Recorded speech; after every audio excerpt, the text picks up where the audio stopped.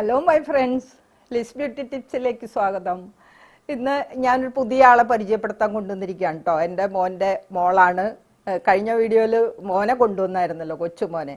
അപ്പോൾ ഇനി കൊച്ചുമോൾക്ക് പരാതി വേണ്ട, അവളും കൂടെ കൊണ്ടുവന്ന് അവളുടെ അടുത്ത് ഹലോ എന്ന് പറയാൻ പറഞ്ഞിട്ടൊന്നും പറഞ്ഞില്ല കേട്ടോ. അതിന് പകരം ഞാൻ തന്നെ പറയാണ്. മോളെ ഇപ്പോൾ LKG ചേർക്കും. മോളുടെ പേര് പറയോ? പേര് ഇല്ല. എസേൽ സാറ പ്രോമിസ് എന്നാണ് മോളുടെ പേര്. ഓക്കെ, ഞാൻ മോളെ കൊണ്ടുവന്നതിന് ഒരു ഉദ്ദേശം കൂടി ഉണ്ട് കേട്ടോ. മോളെയും മോനെയും കൊണ്ടുവന്നതിൽ വേറെ ഒന്നുമല്ല. ഈ സമയത്ത്, വെക്കേഷൻ സമയത്ത് കുട്ടികളുടെ കാര്യത്തിൽ മുതിർന്നവർ കുറച്ച് ശ്രദ്ധ അധികം കൊടുക്കണം കേട്ടോ. കാരണം ഈ സമയത്താണല്ലോ കുട്ടികൾ ഒത്തിരി മിസ്സാവുന്നതും കുട്ടികൾ വെള്ളത്തിൽ പോകുന്നതും അങ്ങനെ ഒത്തിരി പ്രശ്നങ്ങൾ, അപകടങ്ങൾ സംഭവിക്കുന്ന എല്ലാം ഈ ഒരു മധ്യവേനൽ അവധിക്കാലം എന്ന് പറയും അല്ലേ നമ്മൾ. ഈ വേനൽ അവധിക്കാണ്. ഈ വേനൽ അവധി എന്ന് പറഞ്ഞു കഴിഞ്ഞാൽ കുട്ടികളെ സംബന്ധിച്ച് വളരെ അവർ ഹാപ്പിയാണ്. പക്ഷെ നമ്മളെ മുതിർന്നവരെ സംബന്ധിച്ച് നമുക്ക് ഇത്തിരി ടെൻഷനാണ് അല്ലേ ഈ കാലത്ത്.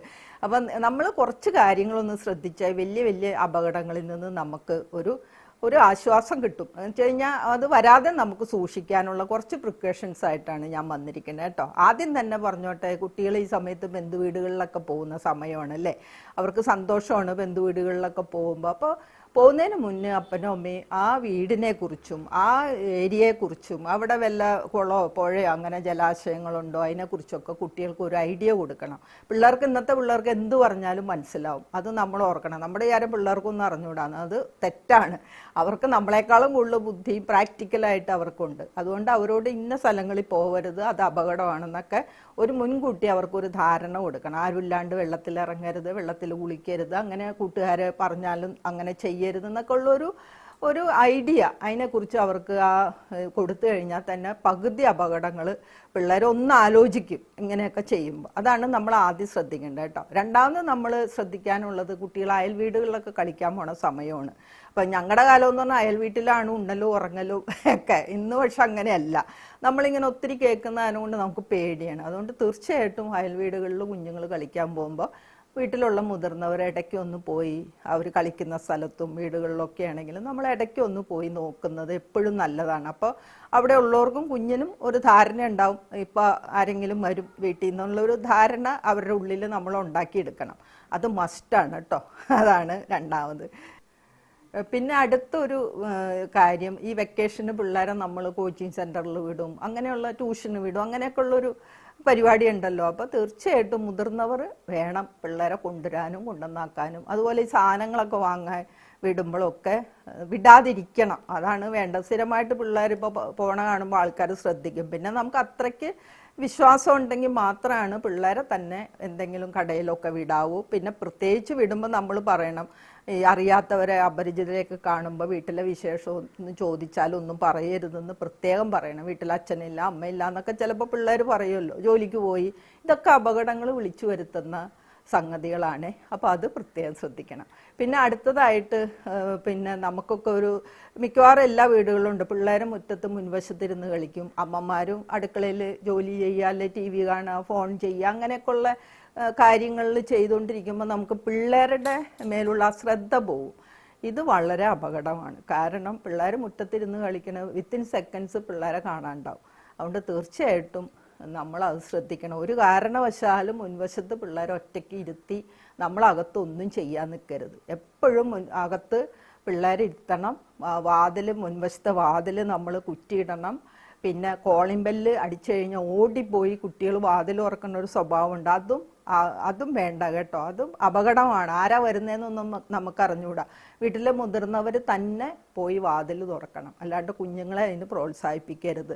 പിന്നെ വേറൊരു കൂട്ടരുണ്ട്, സെയിൽസിനായിട്ട് വരുന്നവർ. അവരെ നമ്മൾ പ്രത്യേകം ശ്രദ്ധിക്കണം. കാര്യം ഇപ്പം നമുക്ക് ഈ കുട്ടികളിങ്ങനെ വെയിലും കൊണ്ട് വരുമ്പോൾ നമുക്കൊരു വിഷമമാണല്ലേ. പക്ഷെ അത് ആരാണ് വരുന്നത്, തട്ടിപ്പുകാരാണോ നല്ലവരാണോ എന്നൊന്നും അറിയാത്ത കാലഘട്ടം ആയതുകൊണ്ട് ഒരു കാരണവശാലും ഈ സെയിൽസിൽ വരുന്ന കുട്ടികൾ ആളെ നമ്മൾ പ്രോത്സാഹിപ്പിക്കരുത്. പിന്നെ അവർ കൊണ്ടുവരുന്ന സാധനങ്ങൾ നിങ്ങൾ വാങ്ങണമെങ്കിൽ തന്നെ അത് മണത്ത് വെക്കുക, അത് എടുത്തു നോക്കുക, ഇങ്ങനെയുള്ളതൊന്നും ചെയ്യരുത്. ഈ മണത്ത് നോക്കുമ്പോഴായിരിക്കും വല്ലതും സംഭവിക്കണേ. അതുകൊണ്ട് തീർച്ചയായിട്ടും ഇങ്ങനെയുള്ള ചെറിയ കാര്യങ്ങൾ നമ്മൾ ശ്രദ്ധിച്ചാൽ തന്നെ ഒത്തിരി അപകടങ്ങൾ നമുക്ക് ഒഴിവാക്കാം കേട്ടോ. അതുപോലെ തന്നെ CCTV ഒക്കെ നമുക്ക് റെസിഡൻഷ്യൽ അസോസിയേഷൻ വഴി ഒക്കെ വെക്കാം. അതൊരു ആർഭാടമൊന്നല്ല, അതൊരു ആവശ്യമായിട്ട് കണ്ട് എല്ലാവരും കൂടെ ഷെയർ ചെയ്ത് പൈസ എടുത്ത് വെക്കേണ്ട ഒരു ആവശ്യകത ഉണ്ട് കേട്ടോ. പിന്നെ അടുത്തത് കുട്ടികൾ വീടിൻ്റെ ഉള്ളിൽ ചെയ്യുന്ന കാര്യങ്ങളാണ്. ഈ സമയത്ത് ഭയങ്കര സെർച്ചിങ് ആണല്ലോ, എൻ്റെ മോൻ ഭയങ്കര സെർച്ചിങ് ആണ്. എല്ലാ കബോർഡൊക്കെ എടുത്തു പരിശോധിക്കലും TVയും മൊബൈലും ഒക്കെ കാണലും ഇലക്ട്രോണിക്സ് ഉപകരണങ്ങളും അതുപോലെ ഇലക്ട്രിക്കൽ ഉപകരണങ്ങളും ഒക്കെ പിള്ളേർ കൈകാര്യം ചെയ്യും. അപ്പോൾ വളരെ ശ്രദ്ധിക്കണം, കഴിയുന്നതും അതൊന്നും അവരെ കൊണ്ട് തൊടിയിക്കരുത്. ഇനി അത് ചെയ്യുന്ന കുട്ടികളാണെങ്കിൽ തന്നെ നമ്മളുടെ ഒരു നോട്ടം അവരുടെ മേലുണ്ടാവണം കേട്ടോ. പിന്നെ അടുത്തതായിട്ട് എന്താണെന്നോ, ഫോൺ. ഇപ്പോൾ ഫോൺ അടിക്കുമ്പോൾ പിള്ളേർ ഓടിപ്പോയി ഫോൺ എടുക്കുക. അച്ഛനുണ്ടോയെന്ന് ചോദിക്കുമ്പോൾ അച്ഛനില്ല, അമ്മയില്ല, വീട്ടിൽ ആരുമില്ല എന്നൊക്കെ ആൾക്കാർ മനസ്സിലാക്കി കഴിഞ്ഞാൽ അതൊരു വല്ലാത്തൊരു പ്രശ്നമാണ്. അതുകൊണ്ട് ഒരു കാരണവശാലും പിള്ളേരെ കൊണ്ട് നമ്മൾ ഫോൺ എടുപ്പിക്കരുത്. ഇപ്പം പിന്നെ ലാൻഡ് ഫോൺ ഇല്ലാത്തത് ഒരു അനുഗ്രഹമാണ്. അല്ലെ, ലാൻഡ് ഫോണുള്ള കാലത്ത് പിള്ളേരാണല്ലോ ഓടിപ്പോയി എടുക്കുക.